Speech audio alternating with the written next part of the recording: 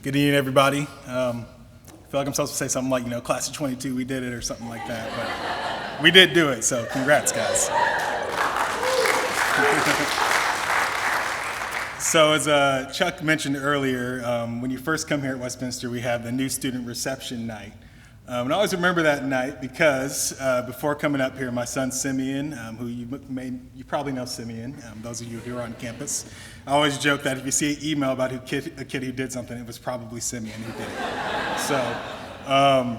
But anyways, I remember he was asking when we came up here with the family if he can go ahead and say hello into the microphone. So I was like, yeah, you can go and say hi. Everybody's like, that's cute. That kid just said hello in the microphone, all that stuff. So he came in, came up here, said hello. Kept wanting to say hello, and then you kind of had to drag him down.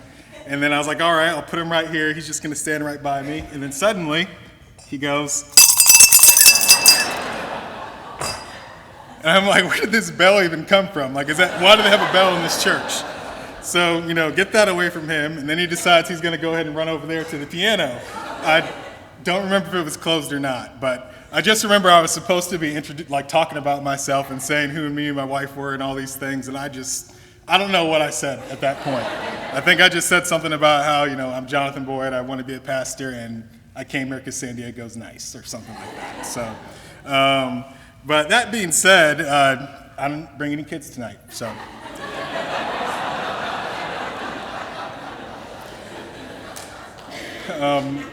There were a number of fears I think I had coming in, and probably at the top of that, I'd say for me in seminary, and a prayer that I asked the Lord about was just that during my time He would use it to grow me, and that He'd also grow my family.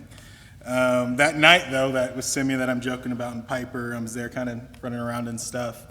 It really did play into a lot of my fears here, because I remember thinking, if I come here to seminary, what if I can't really study because I have a wife and I have kids? What if I move here, my wife and my kids resent me because we came all the way from Tennessee where we had friends and family, and come to California where we don't know anybody at all? I remember being very fearful that this was going to be the worst decision that I ever made because I came here to Westminster. Added to that was the fact that, everybody, whenever they asked me if I was on the 3 or the 4 year track, I was like, I'm on the 3 year track. And then they'd be like, you're on the 3 year track? You're probably going to switch to the 4 year track. And I was like, they're like, do you have a family? I'm like, yeah, well, you're probably going to switch.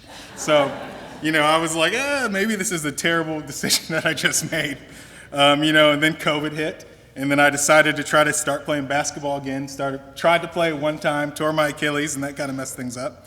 So it was an interesting time, to say the least. But, of course, many of us can come up with different stories, personal stories or family stories of things that were difficult.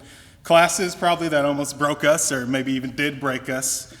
Trying to be a good husband or a good father, a friend while you're in seminary, or just things outside that maybe you were hearing about that made seminary difficult for us. And even the daily grind of studying every day. And, I know for those of us with families especially, that grind of putting your kids down and then be like, I'm going to have to go look at my books again, and I really don't want to do that. So much of my seminary time was really a blur when I think about it, with all the studying and all the things outside, just like that new student reception night. And as I was trying to think of what I would say, I remember that I guess it was 2 weeks ago in Dr. Van Drunen's class, Reformed Confessions, as it was kind of all winding down, and I was like, I have no idea what I'm going to say at all when I do this reflection. At that moment, I was like, you know what, this is the last class here at seminary, and if I really think about it, God did answer my prayers that He would take care of me and He'd help me grow, and that He'd take care of my family and help them grow as well. He answered those prayers. All the classes that I took, summer Greek, which is definitely a grind. Dr. Clark's boot camps were helpful as well. Learning discourse analysis with Dr. Bittner for the first time. I have no idea what he was thinking, but it was good. It was good for us, so thank you for doing that. Doing the pastoral ministries with Dr. Troxel and Dr. Barry. Then trying to understand Meredith Klein with Dr. Estelle was always a challenge. Dr. Manny's classes outside. Dr. Horton in his alchemy class. All those things are used to really shape me and mature me in so many ways, and I'm thankful for the ways God used all those moments and all those times, even though they weren't always the easiest times. And I'm thankful that he did take care of me and he took care of my family. He cared for Sarah and brought her great friends. He cared for my kids and brought many people around them. So for especially Sarah's friends who are here, thank you for loving her so well, especially all the times I know I didn't spend with her. So thank you for that. And thanks to Sarah for taking care of me when I was laying in bed and hurt and couldn't do anything. Thanks for working a job that you hated so that I could be here. Just thanks for all your love and your comfort for me. I know many of us can say God's taken care of all of us so much. And the things that have shaped us here, I can't express it very well, and I'm sure many of us can barely express it either.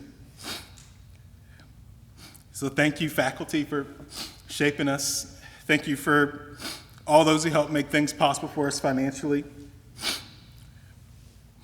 But most of all, just thanks and praise to God for the ways that he's showed his kindness to us through these years and brought us to this point, and that he's going to continually take care of us no matter what comes next, because he's faithful and he'll shepherd us, as we just sang not too long ago.